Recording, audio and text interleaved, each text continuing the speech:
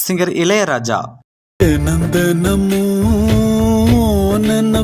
மெய்சில் இருக்க வைக்கும் இவரோட குரல்ல இவர் பாடின எல்லா சாங்குமே டாப் நாச். இவரோட இசை மட்டும் இல்லை, இவரோட வாய்ஸுமே ஒரு மேஜிக் அப்படின்னு தான் சொல்லணும். இவர் தமிழ்ல 100க்கும் மேற்பட்ட பாடல்களை பாடியிருக்காரு. அதுல இருந்து கொஞ்சம் சாம்பிள்ஸ் இந்த வீடியோல பார்க்கலாம் வாங்க.